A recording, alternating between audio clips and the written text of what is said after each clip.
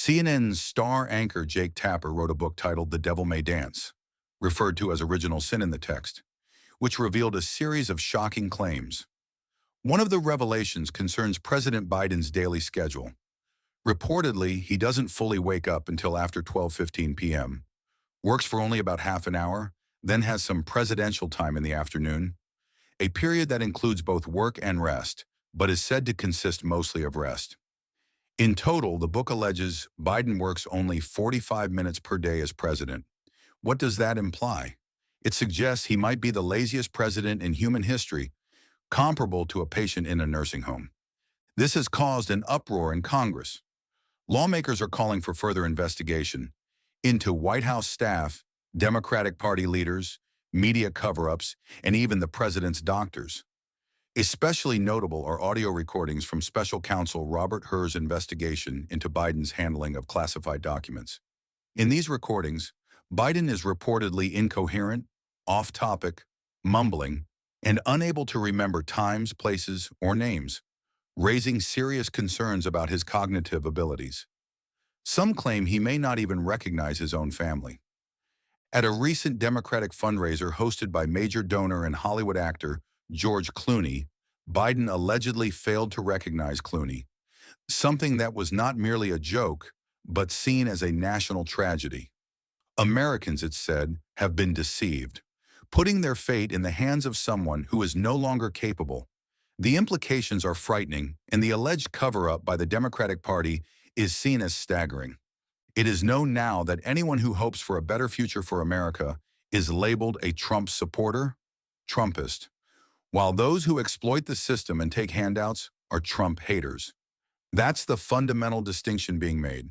The left-leaning media have hated Trump from the beginning because they represent a coalition of ideologically extreme individuals, Marxists or communists, trained in American universities over the past century. These individuals allegedly dislike labor or business, but crave power, money, status, and pleasure. With no desire to earn these through hard work or enterprise, they instead choose revolution, echoing figures like Robespierre, using ideology and propaganda to incite class conflict and manipulate the public. These self-proclaimed intellectual elites, through books, TV programs, university lectures, and political speeches, are accused of stirring hatred between social groups: poor versus rich, women versus men, LGBTQ plus versus straight people, and transgender people against Christian society. When society becomes chaotic, they use that moment to seize power. That is the essence of the Democratic Party, and why many intellectuals have joined the far left, constantly promoting class struggle. Trump, however, is said to have seen through these tactics and awakened the American people.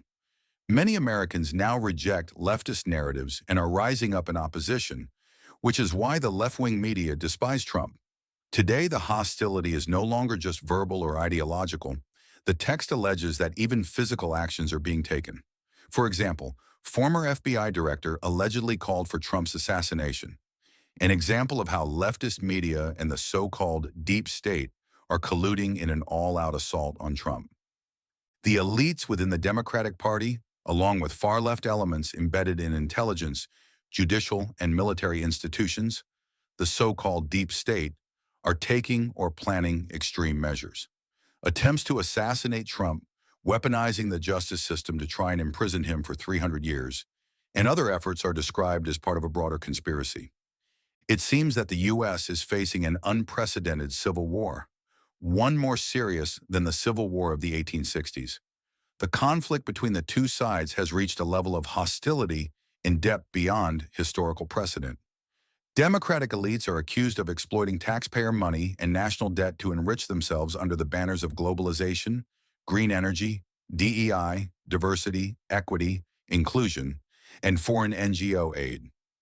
Trump's Maga movement represents the American working and middle class, people at the bottom of society who now see resistance as their only hope to survive and secure a future for their children.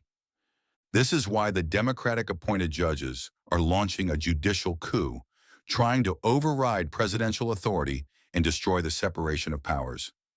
They see themselves as above the president and are working to sabotage Trump's campaign, disrupt his schedule, and ensure his defeat in 2026 midterms.